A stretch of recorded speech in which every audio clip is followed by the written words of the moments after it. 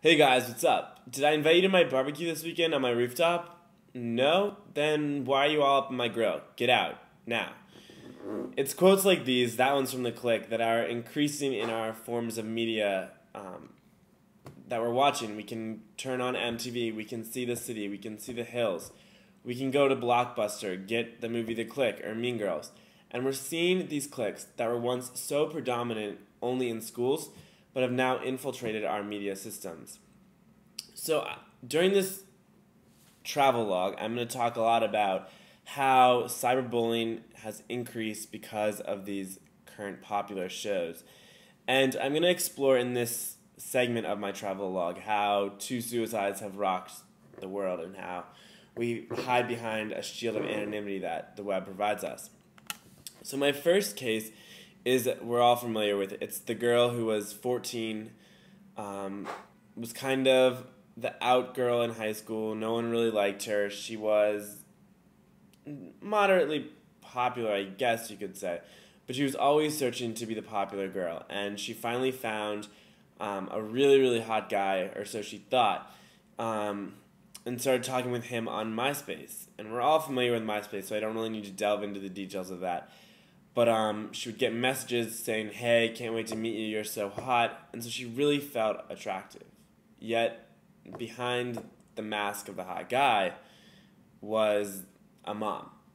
And then, within a couple weeks, the mom turned and was callous and saying that the girl was a slut. This ended up making the girl commit suicide as she felt that her best friend, her only hot guy, the guy that was going to get her to the in crowd, had betrayed her.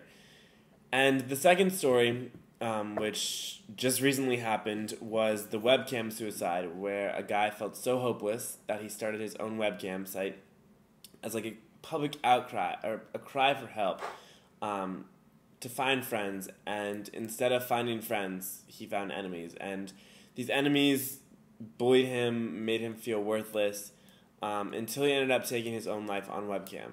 And that's just something that I never thought would have ever been possible to watch, but it is. And the fact that people were egging him on is really bad.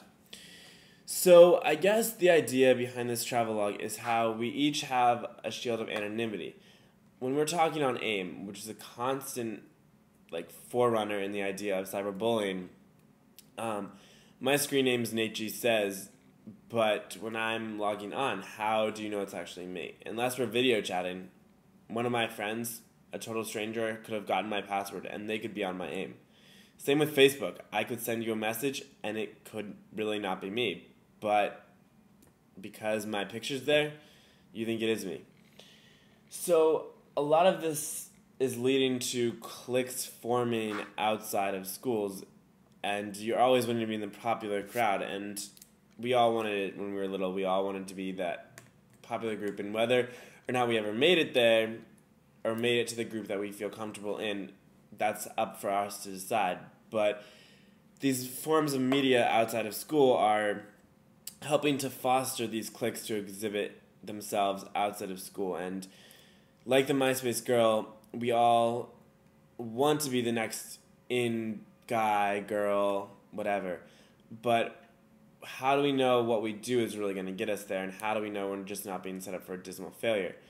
I remember when I first came out, one of my best friends, who I pretty much had ever had, started screaming at me over IM. Like, she couldn't tell me any of this in person, but telling me that she never wanted to talk to a faggot again, that she couldn't believe that I would actually be gay, and that God would hate me.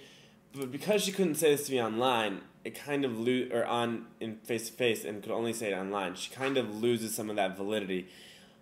But instead of face to face, I can interpret it in a variety of different ways, which is probably one of the biggest problems with cyberbullying. Is there's no way to tell the tone of what someone's saying. So she could have, she wasn't, but she could have been totally joking, and I could have interpreted it how I wanted to interpret it, and I could have interpreted it completely wrong, which happens on a daily basis. And that's the problem with AIM, with Facebook, with all of these different source sites that create this persona that isn't really who you are. If you can't say it face to face, then why are you saying it online? Because you don't have to have your face there. So I guess where I'm going to go with this travel log, I'm definitely open to critiques because I'm going to need them. And I'm going to start hitting the streets with a little like pocket camera and doing some interviews with people to see how they react to cyberbullying, how they've prevented it in their lives, what they think they're going to do to stay clear of it if they haven't had it. Just stuff like that, seeing that sort of stuff. Also going to explore what shows people think encourage cyberbullying the most.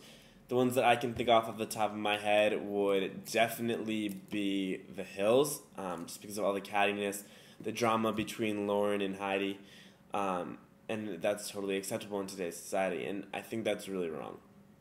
So that's where I want to go with this travelogue. Definitely give me suggestions if you have any. I'm open to anything. I would love to hear any feedback that you guys have, and I hope you guys like this travelogue, and if I really have a barbecue, you'll hear it from me, not from some online source. So get up in my grill then. Have a good one. Bye.